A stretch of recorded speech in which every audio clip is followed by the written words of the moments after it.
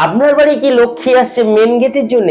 Main gate বা মুখ্য দুয়ার কোন দিকে করেছেন তার জন্য আপনার বাড়িতে এত পয়সা? জানতে হলে আজকে দেখুন আমার এই অনুষ্ঠান। নমস্কার, হারা হারা মহাদেব। আমরা যখন আমার বাড়িতে উন্নতি হবে বা বাড়ির উন্নতি করতে চাই, তখন আমরা জ্যোতিষ বা তান্ত্রিক বা কোনো বাস্তুবিদ বা নিউমোলজিবিদকে বা পামিস্টকে দিয়ে আমরা সব সলিউশন করাই বা দেখাই। আমার কাছে আসলে সব রকম সলিউশন হবে আপনারা জানেন, কিন্তু আপনার বাড়ির লক্ষ্মী আসছে সেটা কি আপনার জন্যেই? সেটা কোন জায়গায় গেট করেছেন সেটা আপনার কি গোপন? আপনি যদি পূর্ব দিকে সব থেকে আমাদের বাস্তুর বাড়ির চারিদিকের মধ্যে পূর্ব পশ্চিম উত্তর দক্ষিণের মধ্যে কোন দিকে মেন গেট করলে মা লক্ষ্মী বা ধনলক্ষ্মী বা গণেশ দেবতা বা কুবের দেবতা আমাদের বাড়িতে প্রবেশ করবে বা ঈশ্বরের বাস থাকবে বা প্রচুর অর্থ আসবে, জানতে হলে দেখছেন তো আমার অনুষ্ঠানটা।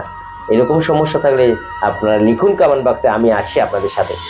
পূর্ব দিক আর দক্ষিণ দিক মুখ্য একদম মেন গেট করার জন্য, কিন্তু কোনো কোনার দিকে নয়, একদম মিডিলে বরাবর, একদম মাঝে দক্ষিণ দিক বা পূর্ব দিক। যদি দক্ষিণ বা পূর্ব দিকে যদি আপনার মেন গেট বা মুখ্য দুয়ার না হয়, এই সমস্যায় পড়লে কিন্তু দীপক শাস্ত্রীকে নিয়ে গেলে তবেই হবে ব্যালেন্স, না হলে হবে শত্রু বাড়বে, আপনার আয় উন্নতি কমে যাবে, ঋণের জ্বালায় পড়ে যাবেন, অর্থ সংকট দেখা দেবে, স্বামী স্ত্রীর মধ্যে অশান্তি, ফ্যামিলি নিয়ে ঝামেলায় পড়বেন, রোগ অসুখ পিছন ছাড়বে না।